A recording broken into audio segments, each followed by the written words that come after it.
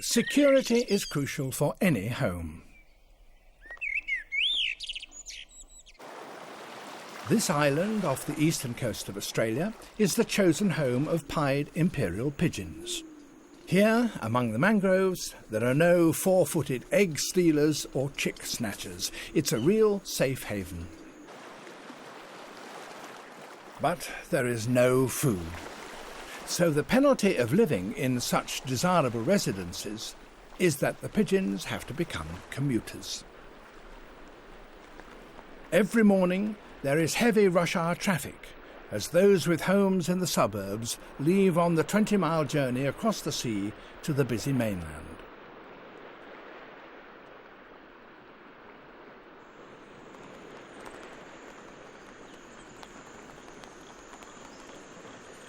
Here they find the fruits and berries they need, and there has to be very rich pickings, for like the commuter who needs a good wage to pay for the cost of his journeys, the pigeons must eat enough to fuel their daily two-way trip, and still have enough to spare for the normal and important things in life.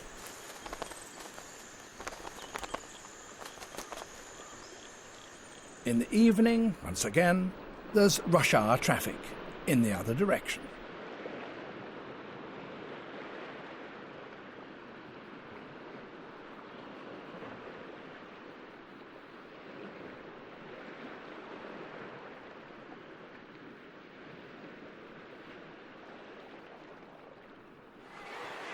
Guillemots are true seabirds. They, if they can, seek safety by nesting on vertical, inaccessible cliffs, where the only thieves are other birds. But suitable cliffs are not abundant. So a good one with the right sort of ledges is likely to be very crowded. Indeed, what with one thing and another, these are as close to slum conditions as you will find in the bird world.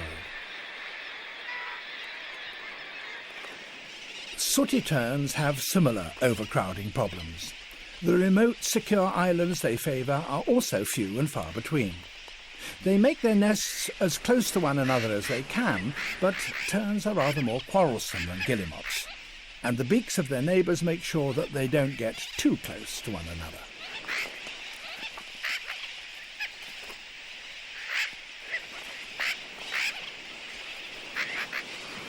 Even so, a colony like this may be home to 1 million birds. On the open moorland there's plenty of room for a nest and not enough food for lots of birds, so there's no problem of overcrowding, and the very rarity of a well-camouflaged nest in these wide open spaces is good protection. If you have a chisel as efficient as a kingfisher's beak, then you can cut a very safe home for yourself in a tree.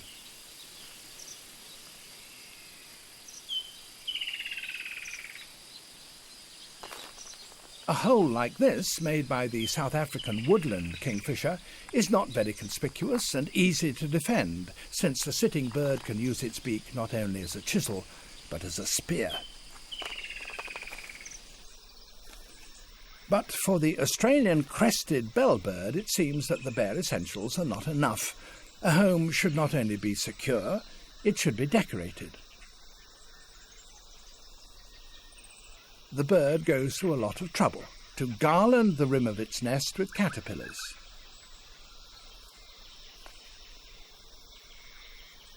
The caterpillars don't crawl away.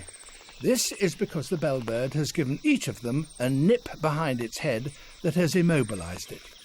But the caterpillars are not, in fact, mere decoration. They're covered with hairs that have a particularly powerful sting, quite painful enough to deter a small mammal from sticking its sensitive nose into the nest.